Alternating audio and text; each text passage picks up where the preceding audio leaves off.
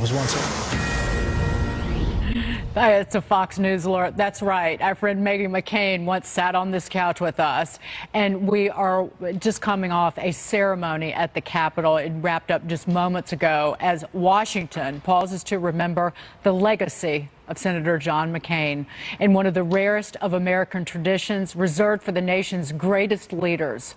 This is Outnumbered. I'm Dagan McDowell. Here today, Fox News contributor Lisa Booth, Democratic strategist and Fox News contributor Jessica Tarlov, commentator and Fox News contributor Rachel Campos Duffy, and joining us on the couch for the first time today, Chris Wilson, Republican pollster and CEO of WPA Intelligence. Chris, great of you to join us today as we remember a great hero in this country and cover a whole bunch more news coming out of Washington. So thank you for being here. And Chris and I used to work together, so are you nervous? Are you ready? A little bit. Yeah, you give me a hard time all morning. I'm just wondering when it stops. Never. Just a short while ago, House Speaker Paul Ryan saying today our nation bows in grief during a ceremony in the Capitol building rotunda where Senator John McCain is lying in state until tomorrow's funeral. Vice President Mike Pence among those lawmakers in attendance, remembering McCain as a proud military man whose kindness and loyalty to his country were unparalleled.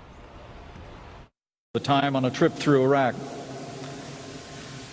After another 18-hour day, when I was literally falling asleep, John, who was more than 20 years older than me, walked up, put his hand on my shoulder and said, "Mike, we've got a few more meetings tonight, but why don't you turn in?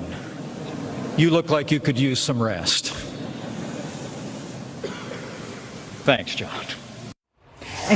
And the great Stevie Wonder will be speaking, or will be singing, rather.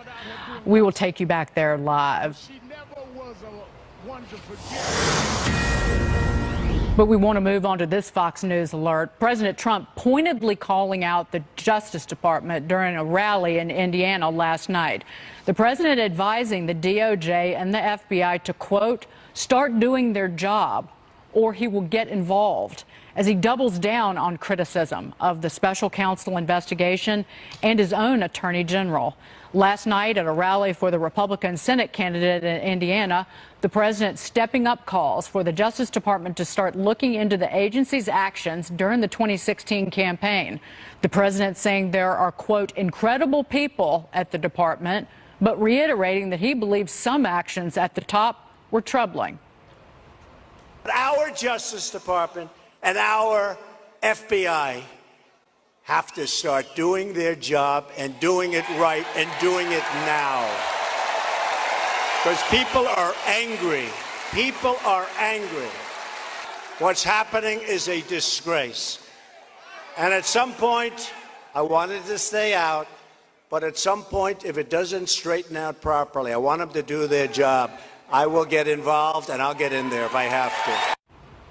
In the meantime, the president reportedly telling Bloomberg yesterday that he plans to keep his attorney general, Jeff Sessions, on the job through the midterms, even though he reportedly blasted Sessions for failing to rein in the special counsel probe. And all this comes as we're learning more about embattled Department of Justice official Bruce Orr and his involvement in spreading the unverified anti-Trump dossier funded by the DNC and Hillary Clinton campaign.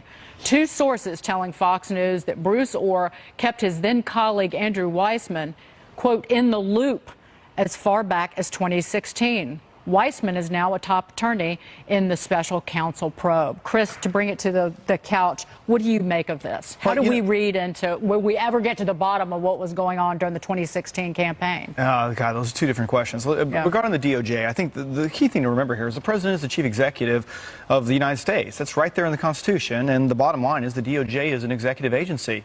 So the president believes that either the policy direction, the prosecutorial discretion being exercised by the DOJ is headed in the wrong direction. He has a power and a duty as the chief executive to do something about that. And I think that's what he's saying that he has the right to do and is considering doing. It's kind of amazing that liberals in Congress have all of a sudden decided that the DOJ is some sort of magic and special agency that must be protected at all costs and they must be able to do their own thing because today it suits their politics.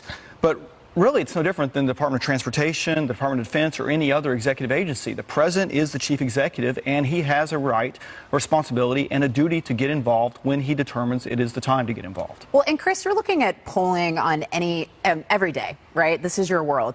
So looking at polling, what toll or what impact has the Mueller investigation had on President Trump, and what impact does it have on Republicans looking ahead at the midterms? Again, two really different questions. I would say when you look at a list of issues that people care about, the last numbers I saw from a national survey, because it just doesn't turn up, from Gallup had it at 2%, mentioning that as their top concern. When I look at it regarding specific states, and we're involved, as we were talking earlier, in 8 different Senate elections and 7 different governor's elections, I have yet to see a situation in which the Mueller probe or the investigation ongoing is going to have an impact on that. And in fact, quite the contrary, when I see President Trump go into a state like he did last night in Indiana, like he has in North Dakota, like he has in Missouri, like he has in Montana, like he has in West Virginia, it has a significant impact in terms of helping the Republican candidate like I've never seen in politics before. Obama didn't have that impact, Bush didn't have that impact, Clinton didn't have that impact. And so from that standpoint, I think it answers your question. It really isn't having an effect on 2018 politics, maybe than others creating a further tribalization of the political parties. That is so fascinating because, I mean, everything has been thrown at this by the media, by the left. And what it says to me is that the Americans have an innate sense of fairness, that they see that there's something fishy here, that it's weird, that, you know, that really police state tactics were used on, you know, a sitting administration, the Obama administration, spying, faking FISA. That's not what happened. Well, and going back to IRS days, I mean, there's been a history. There was not. Hold on, one at a time. There was an informant placed into the Trump campaign. By the way, when Dianne Feinstein had a spy, a Chinese spy, working on her campaign. Wait, they worked with her. They got it out. They didn't place an Jessica, informant I want to get, but here's the issue that Rachel is touching on. We don't really know what was going on during the 2016 campaign. We're still yet to get to the bottom of who knew what and when. How much did the FBI rely on Christopher Steele, who had it out for President Trump? Yeah. We know that from what Bruce Orr wrote in his notes. Bruce Orr, that DOJ official who talked to people behind closed doors earlier this week. So I think that what Rachel is touching on is every American has a right to know if justice was corrupted. And Bob Mueller will tell you when he is done with his investigation. To your point about polling, if you look at the ABC Washington Post poll that's out today, it is absolutely horrible for President Trump personally and also for what he's done about the Mueller probe. 63% support for the Mueller probe. 64% say that he shouldn't fire Sessions. 66% I think that he shouldn't pardon Manafort. And for you to say that there was a spy placed in there, you have Republicans on record who are certainly no fans of the Clintons who are saying it was not a spy, like Marco Rubio, for instance. Trey Gowdy is happy with how this probe has been conducted. Right. We need to point something out. We don't know, and it's not. It seems like that Bob Mueller and his team are not looking at how the FISA warrant was gotten on Carter Page. You don't know that. You know what? We don't know that, but we also know that the probes by Republicans in the House, if the Democrats take the House, they will surely shut them down. And we deserve answers about what was going on and what Bruce Orr told that committee, or the members of that committee earlier this week. According to Kimberly Strassel at the Wall Street Journal, Bruce Orr told the committee about Mr. Steele's leanings and motives. He informed the Bureau that his own wife was working for Fusion. And Bruce Orr said he delivered this information to the FBI before the first application for the FISA warrant on Carter Page. It was not in the FISA warrant. Moving on, the Senate Judiciary Committee expected to start confirmation hearings next week for Supreme Court nominee Brett Kavanaugh. This as some Senate Republicans are prepping Kavanaugh for what he can expect from Democrats. Preparations are underway for the confirmation hearings for President Trump's Supreme Court nominee, Brett Kavanaugh. The Senate Judiciary Committee expected to open the hearings on Tuesday. Several GOP senators have reportedly been helping Kavanaugh prep in mock hearings, including Lindsey Graham, Rob Portman, and Orrin Hatch, who is a former Judiciary Committee chairman. Democrats are expected to call John Dean to testify. He was the White House counsel during President Nixon's Watergate scandal and is expected to testify about Kavanaugh's views on presidential power and executive privilege. So we will be covering this on Tuesday as it happens. I think there's something going on Tuesday, right? I've heard that. Chris, what do you make of all of this? I I kind of think you look at the numbers he's getting through. Yeah. John Dean, what a Hail Mary. I mean, come on. I don't know. And that's, I've been enjoying John Dean on Twitter lately myself. Let's see how far we can throw the ball, and maybe you can catch it at the end of the game. But no, he's going to be. Look, Brett Kavanaugh is going to be confirmed. This is political theater at this point, and a hope on the left that maybe some sort of silver bullet or massive gaffe will occur. But, we put out numbers last week. You quoted some really interesting numbers before, in which we looked at the 10 Trump Democrat seats in which Democrats are running for re-election. And what we found is this is the only really theater, or the only question left right now is what red state Democrats vote for his confirmation. Because if you have a John Tester, a Heidi Heidkamp, a Claire McCaskill, a Joe Donnelly, a Joe Manchin who vote against his confirmation, they could potentially be costing themselves their re-election. Three of them did vote for Neil Gorsuch. They did. It was Heitkamp, Donnelly, and Manchin. Right. But I'm curious. So what do they do here? What does McCaskill numbers do? What does Tester do? And if not, I think you can say goodbye to him. I think that we can probably just have those three take it again, and the others can vote against. But I'm curious, as you bring up the numbers here, there were interesting numbers about Susan Collins, who's obviously a Republican, but whose voters don't want her to vote for Kavanaugh. Well, do you think that this actually has any effect on Republicans? She's one of the only she's not up for re-election, and neither is Alaska with Murkowski. Thank you. I was having trouble putting that together. You can, she went through write-in. I should be able to come up with their name, right? But from a standpoint of whether or not it impacts those questions which they were asked were all made around social issues specific to Kavanaugh, not about him and his qualifications. And I think that's a completely dishonest way to test what's going on here. Brett Kavanaugh, by all accounts, is a qualified jurist and will be confirmed to the Supreme Court. So those who vote against him do so at their own peril. There's just stall tactics. I mean, they keep calling for more and more documents. I guess they've. Well, you wanted all of Elena Kagan's documents. But I think he's already 90 votes. I mean, come on. This isn't. I mean, the level of partisanship here is just unprecedented. It is. It's pretty silly. And also, I think it's kind of funny that they asked for all these emails and they uncovered these emails. And as they uncover them, they find out that the biggest crime that he's committed is that he stays at the office really late, and his bosses are actually admonishing him to, like, go home, don't work so he hard. Likes baseball too much. I mean, he watched baseball too much. I mean, it's so silly. This guy's clearly qualified. He's clearly going to get passed. I wish we could just get over all the. I don't. I want them to drag it out till November so we can have the vote right before Election Day. Don't speed it up. That's true. That's a good point. Politically, that's a good point. Speaking of November, and we hit this earlier, the reason that President Trump is even publicly saying Jeff Sessions isn't going anywhere until at least after the midterms is because of the importance of getting Brett Kavanaugh onto the Supreme Court. This is one of the most critical things that his voters stepped up and got behind him in 2016. And it unites the never-Trumpers and the pro-Trumpers within the party. It's a very unifying topic. And I think, Jessica, you had mentioned, the documents, and Democrats are sort of kicking and screaming, I think in part because they know that this is happening. It's sort of a done deal unless he implodes or something during the confirmation hearings. But look, he's had over 300 opinions. A lot of this information is already out in the public sphere. So I think that argument is kind of weak. The national numbers don't look good for him. But Chris, as you pointed out, what is really important is digging into those Democrats who are going to feel the pressure to have to vote for him. So you mentioned those 10 Democrats. What are you seeing in those red states, and how much pressure do you think a Manchin or a Heidi Heitkamp or a Donnelly are feeling right now? I think they're under a lot of pressure, and it is the interesting aspect, as Dagan's put earlier. I think this is really key. Is when we look at one of the reasons Donald Trump won in 2016, and there are a myriad of them, but it was because of the Supreme Court. There's no question that brought a lot of voters out that might not have otherwise voted. I mean, evangelical vote in 2016 was up from 2008, up from 2012. It was at 2004 levels, and I think that is the key because Republicans are going to pick up seats in the Senate. The question is, at this point, do they lose seats in the House? Do they hold the House? Is it enough to hold the House?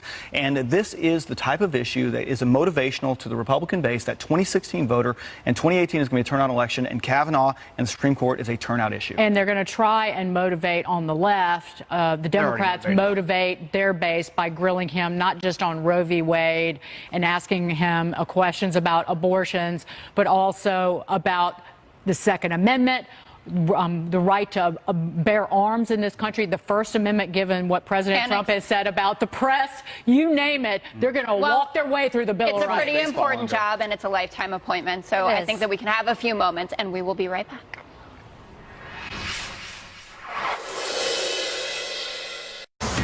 And while that is happening in the nation's capital, let's go to Detroit and the funeral service for the Queen of Soul, Aretha Franklin. Let's listen to Faith Hill. Take it to the Lord, take it to Jesus. Hey.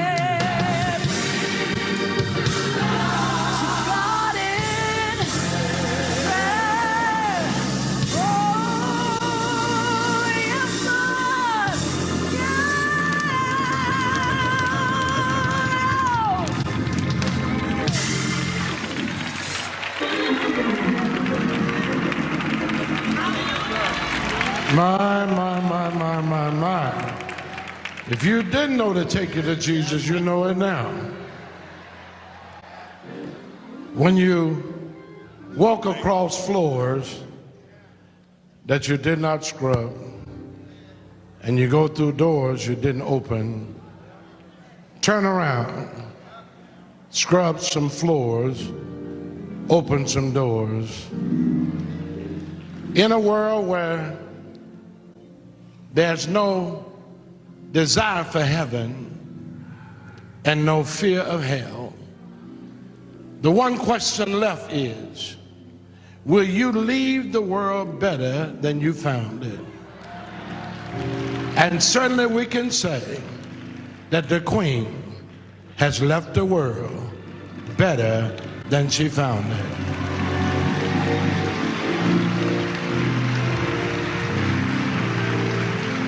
I told the bishop, this is my first and last time up, you know your name and you know what you own to do. Folk know you, don't your name wouldn't be on the program. So there's no need of somebody getting up, calling you, talking about you. Get up, do what you got to do. If you don't, I found out something about the bishop working with him today. He can walk fast and most men run. If you're coming up at the wrong time, he will get up and sit you down. Because he's not just a bishop. He's the apodictic pope. Please come where your name appears on the program.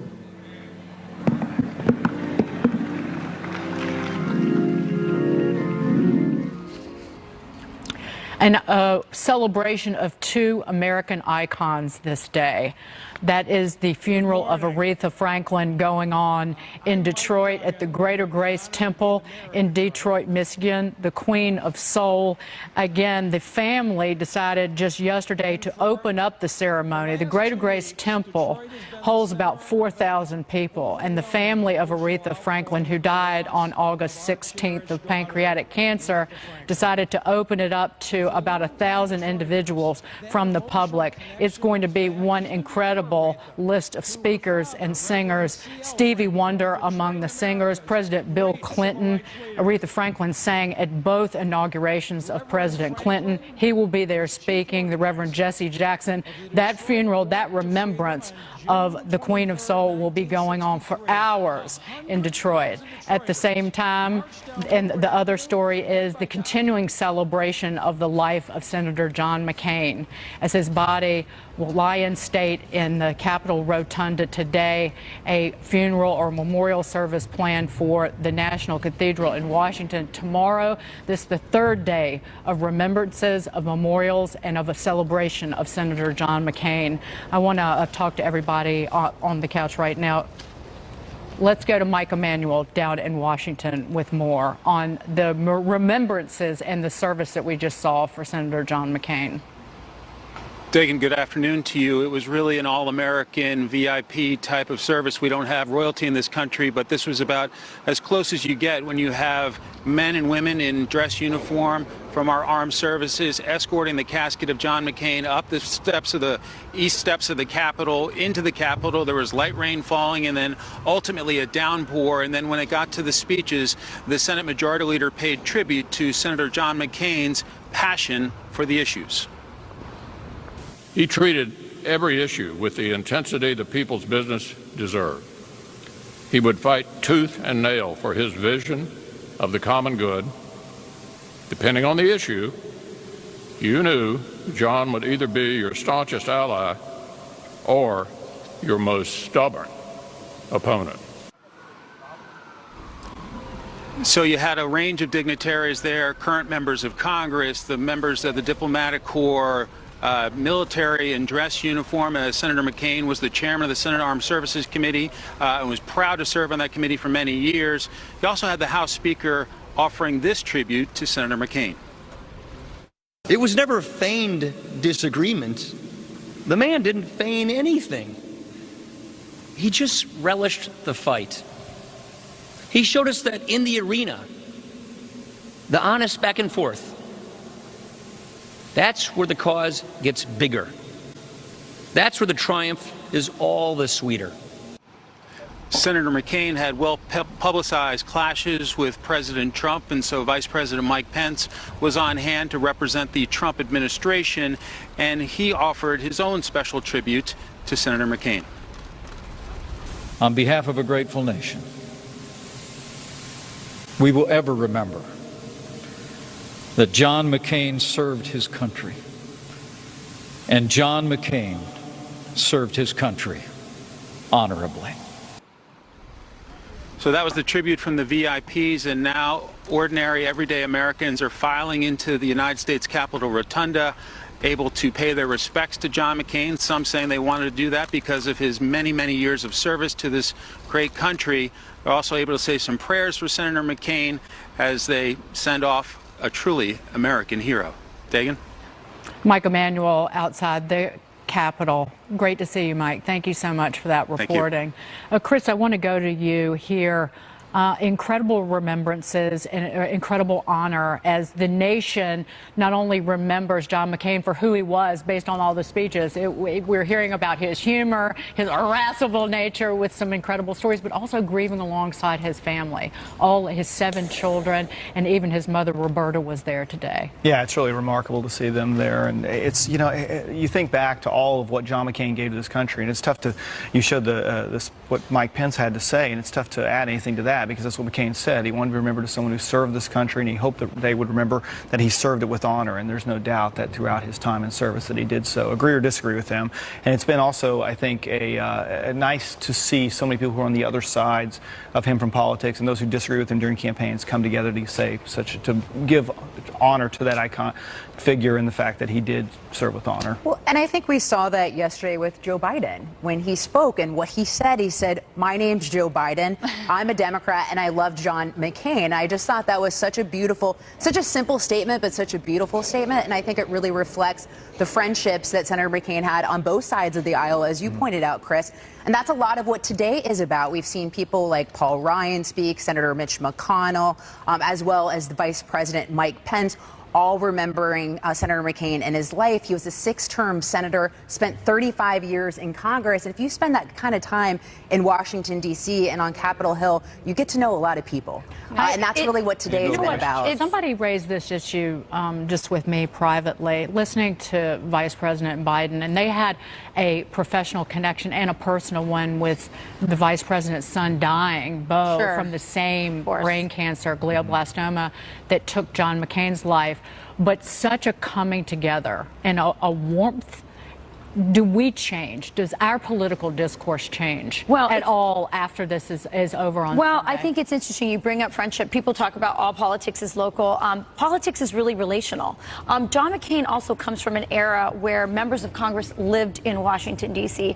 I'm the spouse of a member of Congress. It's hard to build those relationships when you don't live in the city, when your families don't connect that way. And so this, I think, is a real throwback for a lot of people to a time when members of Congress really lived in the city, their families knew each other, they interacted in a very different way than members interact right now. And if you build friendships, you build trust. And when you have trust, you can work across the aisle to have those kind of bipartisan bills and policies that all of us long for right now in this era where there's a lot of division. There's definitely a lot of division, and I think that's a great point. And I've noticed in everything that's been said about Senator McCain that everyone comes back to his faith in the American ideal and the principles in which we were founded upon. And I think that that's so critical if we are going to build better bipartisan relationships, that more people return to why it is that they got into public service, or why it is that they love living in America, or what it is that makes us great. And that's how you can find the commonalities with your neighbor who might be a Trump supporter. I loved what Joe Biden had to say there, and it was nice to hear, you know, a decades-long relationship, even going back to when John McCain first saw Cindy, and Joe Biden said, "Go talk to her." And the personalness. I think tomorrow, hearing from former Presidents Obama and George W. Bush will be something monumental for the country. And obviously, it was a little scandalous to hear that he had wanted President Obama to speak there. But I think that you will see more of the connection to the American ideal and American exceptionalism, whatever that might mean important to everybody, and it's really heartwarming. And his devout patriotism. And we watch his 7 children, and of course, Brett Baer referenced this, that Meghan McCain sat for a good while on this very sofa, and we grieve along with them, and we know how hard it must be losing a parent and having to go appear in public in suffering from such grief. But I don't think I'm out of line by saying I hope that our love for them and this country's love for them really lifts them up. It's just this rising tide of warmth and love and prayers and blessings, I think, that have gone out to that entire family. And truly, I think that you bring such a great point, Jessica, too, when you talk about what unites us is that we're Americans. I mean, there's so much in our culture right now that's about diversity and the things that make us different. And in the end, we're all Americans. And I think that John McCain's life, and especially his service, is a reminder that we are all Americans. And there's been a lot of emphasis on, you know, everyone taking that example, coming together, seeing they can work across the aisle. I think that there's a lot for us as a country to take from this moment and from the people that were invited to this ceremony. Absolutely. So we have a couple of days more of celebrations honoring the life and the legacy of Senator John McCain. As we showed you just moments ago, a funeral underway for the Well, welcome back. As we mentioned earlier on the show, the funeral of Aretha Franklin is underway right now in Detroit, the city she called home for almost her entire life. The service began a couple of hours ago and is expected to last at least 6 hours. Laurel Engel is live in Detroit to tell us about the Queen of Soul. Laura, just tell us a little bit about what's been going on and what's to be expected here in the next couple of hours. This is such a huge day for the city of Detroit, for the fans, and obviously the friends and family members of Aretha Franklin. Everyone has turned out. You know, we've been here since yesterday watching the preps go in to this amazing ceremony that has been planned and is expected to last for several hours. At first we heard about 5 hours, then we heard it might go as long as 7 hours. Entertainers, sports stars, politicians, pink Cadillacs all lined up here in front of the church to celebrate and honor the life and legacy of Aretha Franklin, who has not only provided so many people with the soundtrack to their lives, but also have given them inspiration and strength. So many people have been saying that here in Detroit, that her songs and her booming voice, the lyrics, gave them the strength to go on through the tough times that they experienced in their life. So this is beyond just the passing of a pop star or a legend. It's somebody that these people really connected with, all fans, all walks of life, connected with this powerful performer, and they are paying back their respects here today. Now, you mentioned the dignitaries early in the hour who are here today. Former President Bill Clinton, his wife, former Secretary of State Hillary Clinton, Motown legend Smokey Robinson, all expected to speak today at the service, in addition to Sony Music's Clive Davis, all who, of course, have a very long history and friendship with Franklin. You know, this was originally billed to be an invitation-only event, and then we were here last night during sound check. And while we were here, the church organizers got a call from Aretha Franklin's family members saying they decided that they wanted to open this up to 1,000 members of the public, saying, look, she's not just the Queen of Soul. She was also a person of the people. Today's service is being called a homegoing for Franklin, who, as you mentioned, has called Detroit home most of her life, and her hometown has shown up in big numbers. Not just today. This church holds over 4,000 people. But we also saw people come to celebrate her and go to the public viewings that took place earlier this week. Franklin lying in repose during her two-day public viewing in an open gold-plated casket, complete with wardrobe changes between venues this week, dressed in all red for the first viewing, powder blue for the second. Her final outfit today, a gold sparkle gown and, of course, high heels. Franklin's background in gospel music and the church led her to sing at many funerals, including that of Martin Luther King Jr., and also several inaugurations. And today, in honor, that honor will be returned. 19 performers. You guys have been talking about this long list. It really is incredible. Stevie Wonder, Faith Hill, Jennifer Hudson, Ariana Grande is expected to hit the stage any moment. There's a long line of pink Cadillacs. This has been kind of the highlight of the morning, watching that show up in front of the church, a nod to her hit song, Freeway of Love. And over 100 pink pink Cadillacs lining 7 Mile Road in front of the church. This was an idea from the bishop and his wife, who said, you know, when we have police officers' funerals here, we always have the police vehicles lined up in front of the church. Why not put a call out and get as many pink Cadillacs as we can here to this temple to line up and give her this special tribute and respect. And I also want to mention, we're just hearing this now, all the way across the pond, Aretha Franklin was just honored at London's Buckingham Palace. According to the AP, Franklin's hit song Respect, her biggest song, played by the Welsh Guards Band during the popular Changing of the Guards. I heard that tourists were a little taken back, not expecting that, but enjoying every moment of it. So today is all about honoring Aretha Franklin, not just here in her hometown of Detroit, but all around the world. I love that. And also for the viewers at home, you were seeing Governor Rick Snyder speak at her funeral. He is, of course, the governor of Michigan. And Laura, I know that you are a big music fan. Can you just, she's the Queen of Soul. She was the first woman inducted into the Rock and Roll Hall of Fame. Can you just tell us a little bit more as we celebrate her life about the impact that she has had on music in this country? You know, it's beyond the gospel music, and as I mentioned, you know, people always say she has provided the soundtrack to their lives, but as you go through different walks of music, it's not just the music that she played, the gospel, the blues, the R&B, and her later pop tunes. You talk to anybody just about in the world, and they can talk to you about a song that touched their lives, especially Respect, and that song that really turned the corner for so many people. And she has such a long catalog and such a long history. And you look back at her life and how she started with her father, the bishop, who was, you know, a minister who had brought so much music not only into her life, but the lives of her sisters and her family in a very small home. She learned to play the piano at a very young age. She was self-taught vocalist, and she got kind of her first solo at a very young age, I believe at around the age of 10 or 12, where she sang in front of a choir and by herself.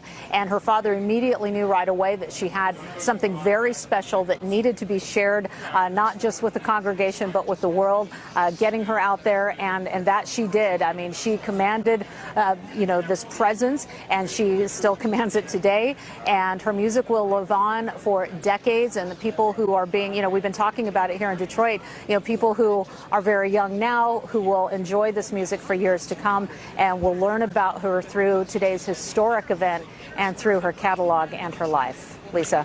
Laura, it's Dagan McDowell. When anyone closes their eyes and they just think Aretha Franklin, we can all hear this exceptional, remarkable, brilliant voice of this powerhouse. And her most famous songs, Respect and Natural Woman, written by Carole King, and then Think, which she wrote with her then husband, these were really anthems for women's rights. And so she had such a powerful impact on our culture in the last more than 5 decades. Absolutely. And you know what's a really great story is that of hearing, you know, Otis Redding wrote the song Respect. He recorded it. She took that song and made it her own, and now we've got people paying their respects. Ariana Grande, here we go. We are watching the funeral service for the Queen of Soul, Aretha Franklin, at the Greater Grace Temple in Detroit, Michigan. Thousands of people in attendance. And you can see here now that is Reverend Al Sharpton speaking at the service. There are many more speakers to come. Hours to celebrate this woman's great life. Not enough time in any one day to celebrate the Queen of Soul's life.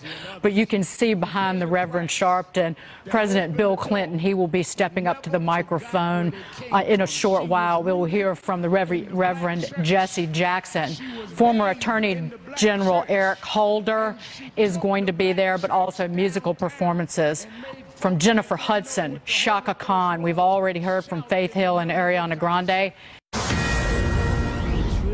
Welcome back. We are celebrating the life today of the Queen of Soul, Aretha Franklin. Smokey Robinson, a lifelong friend of Aretha Franklin's, is speaking right now at the Greater Grace Temple Church. Let's listen. I'll miss you, my buddy. I'll miss you, my friend.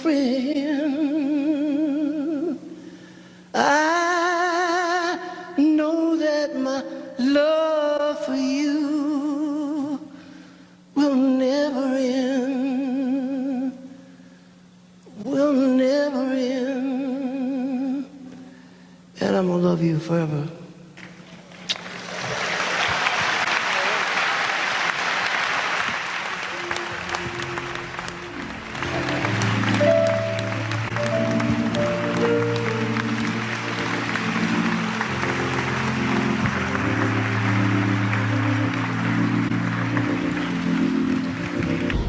Preparations are underway for the confirmation hearings for President Trump's Supreme Court nominee, Brett Kavanaugh.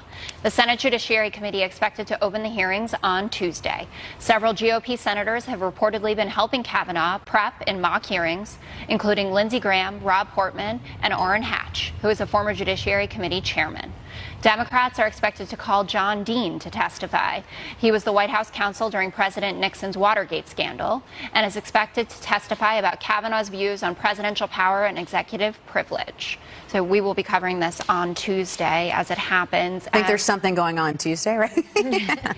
I've heard that. Chris, what do you make of all of this? I kind of think you look at the numbers he's getting through. Yeah. John Dean, what a Hail Mary. I mean, come on. I don't know. And that's, I've been enjoying John Dean on Twitter lately myself. We'll see how far we can throw the ball, and maybe you can catch it at the end of the game. But no, he's going to be. Look, Brett Kavanaugh is going to be confirmed. This is political theater at this point, and a hope on the left that maybe some sort of silver bullet or massive gaffe will occur.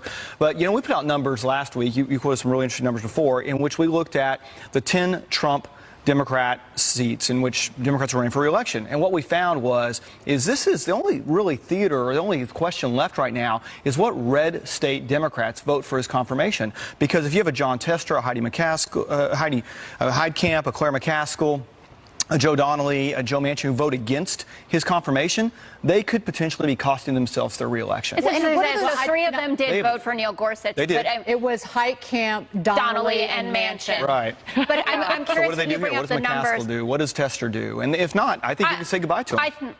I think that we can probably just have those three take it again, and the others can vote against. But I'm curious, as you bring up the numbers here, there were interesting numbers about Susan Collins, who's obviously a Republican, but whose voters don't want her to vote for Kavanaugh. Well, do you think that this actually has any effect on Republicans? She's one of the only she's not up for re-election, and neither is Alaska with Murkowski, thank you. I was having trouble putting that together. She went to write-in. I should be able to come up with their name, right? But from a standpoint of whether or not it impacts those questions which they were asked were all made around social issues specific to Kavanaugh, not about him and his qualifications. And I think that's a completely dishonest way to test what's going on here. Brett Kavanaugh, by all accounts, is a qualified jurist and will be confirmed to the Supreme Court. So those who vote against him do so at their own peril. There's just stall tactics. I mean, they keep calling for more and more documents. I guess they've... Well, you wanted all of Elena Kagan's documents. But I think he's already... 90 votes? I mean, come on. This isn't, I mean, the level of partisanship here is just unprecedented. It is. It's pretty silly. And also, I think it's kind of funny that they asked for all these emails and they uncovered these emails. And as they uncover them, they find out that the biggest crime that he's committed is that he stays at the office really late and his bosses are actually admonishing him to, like, go home, don't work so and he hard. Likes baseball too much. I mean, he watched baseball too much. I mean, it's so silly. This guy's clearly qualified. He's clearly going to get passed. I wish we could just get over all the... I don't. I want them to drag it out till November so we can have the vote right before Election Day. Don't speed it up. That's true. That's a good point. Politically, that's a good point. Speaking of November, and we hit this earlier, the reason that President Trump is even publicly saying Jeff Sessions isn't going anywhere until at least after the midterms is because of the importance of getting Brett Kavanaugh onto the Supreme Court. This is one of the most critical things that his voters stepped up and got behind him in 2016. And it unites the never-Trumpers and the pro-Trumpers within the party. It's a very unifying topic. And I think, Jessica, you had mentioned, the documents, and Democrats are sort of kicking and screaming, I think in part because they know that this is happening. It's sort of a done deal unless he implodes or something during the confirmation hearings. But look, he's had over 300 opinions. A lot of this information is already out in the public sphere. So I think that argument is kind of weak. The national numbers don't look good for him. But Chris, as you pointed out, what is really important is digging into those Democrats who are going to feel the pressure to have to vote for him. So you mentioned those 10 Democrats. What are you seeing in those red states, and how much pressure do you think a Manchin or a Heidi Heidkamp or a Donnelly are feeling right now? I think they're under a lot of pressure, and it is the interesting aspect, as Dagan's put earlier, I think this is really key, is when we look at one of the reasons Donald Trump won in 2016, and there are a myriad of them, but it was because of the Supreme Court. There's no question that brought a lot of voters out that might not have otherwise voted.